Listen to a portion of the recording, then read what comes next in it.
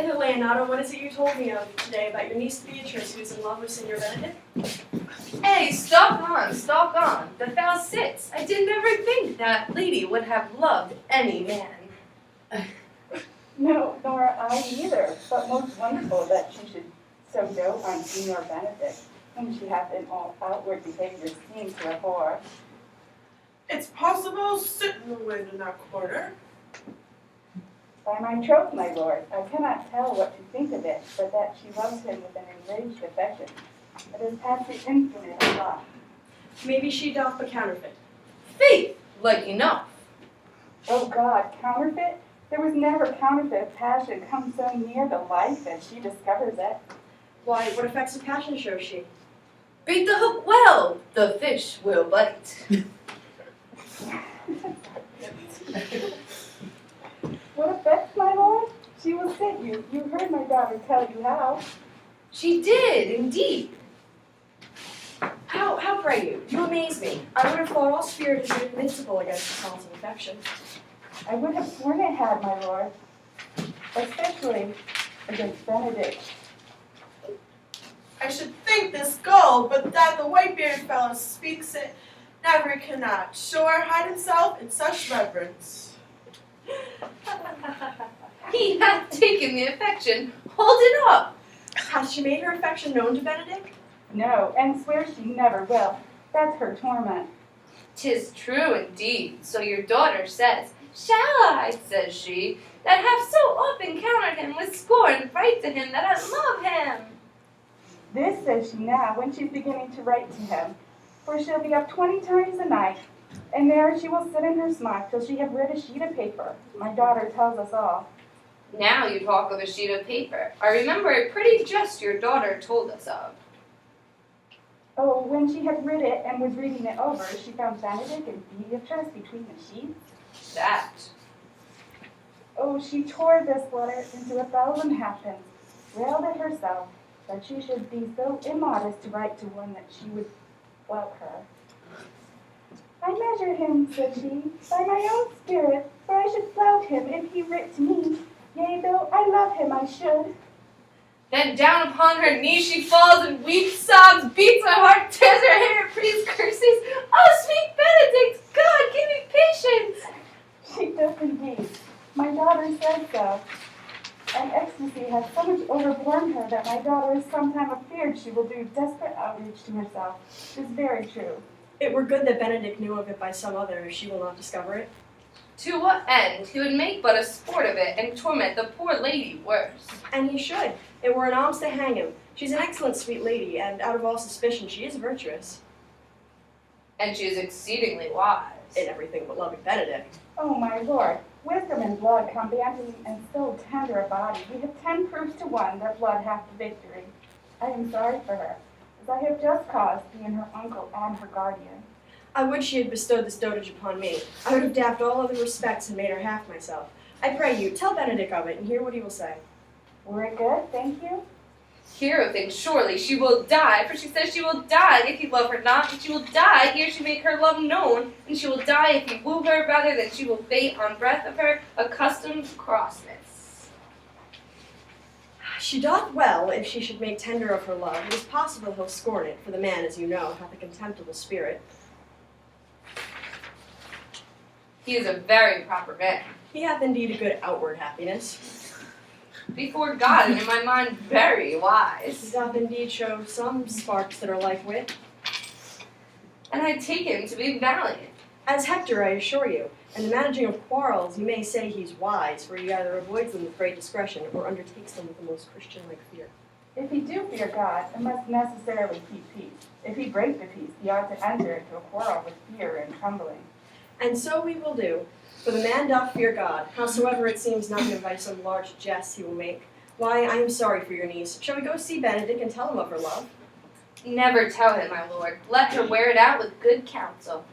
Nay, that's impossible. She may wear her heart out first. Well, we will hear further of it by your daughter. Let it cool the while. I love Benedict well, and I wish he would modestly examine himself to see how he is unworthy of so good a lady. My lord, will you walk? Dinner is ready. If he do not dote upon her upon this, I will never trust my expectation.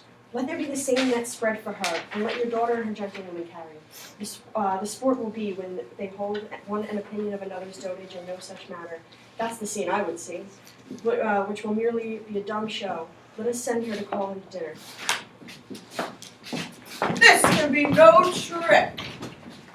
The conference was sadly born. They have the truth of this from Hero. They seem to pity the lady. It seems her affections have their full bent. Love me, why it must be requited.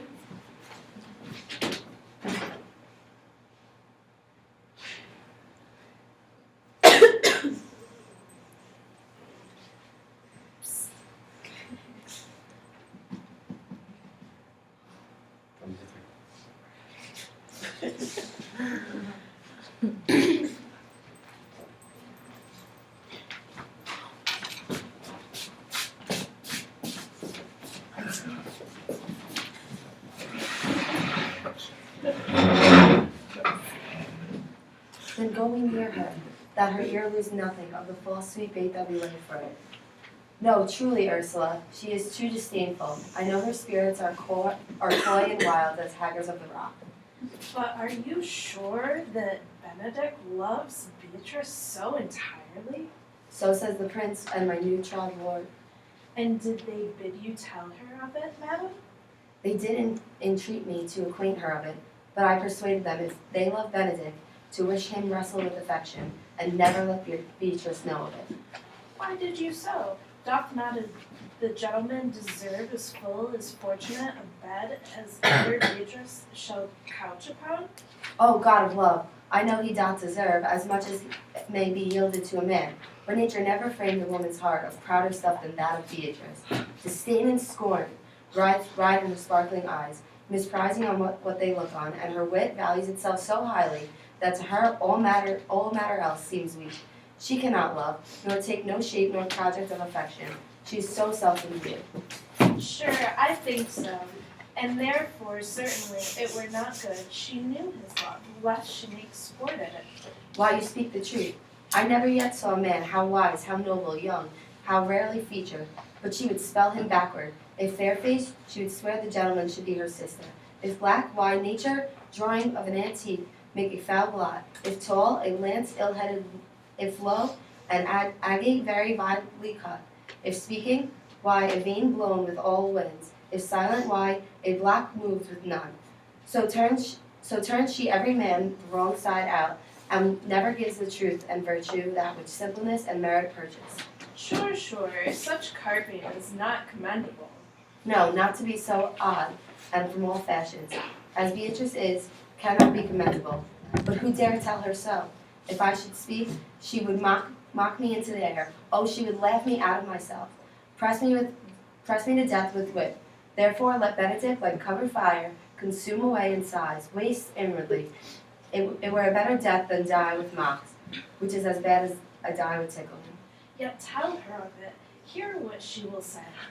No, rather I will go to Benedict, and counsel him to fight against his passion. And truly, I'll devise some honest slanders, to disdain my cousin with.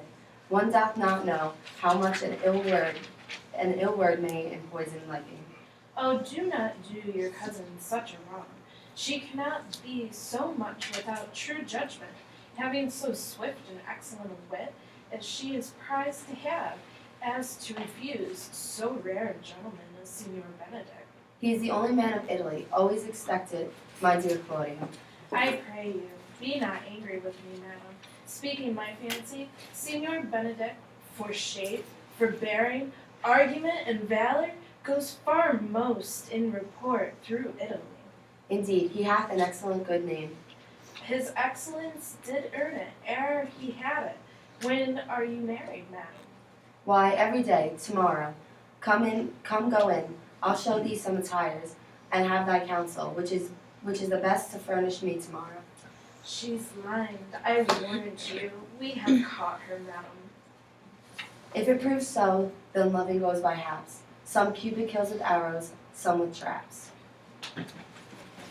What fires in mine ears? Can this be true? Stand I commended for pride, and scorn so much. Contempt farewell, and maiden pride I do. No glory lives behind the back of such, and Benedict, love on, I requite thee, taming my wild heart to thy loving hand. If thou dost love, my kindness shall incite thee to bind our loves up in holy band. For others say thou dost deserve, and I believe it better than reportingly.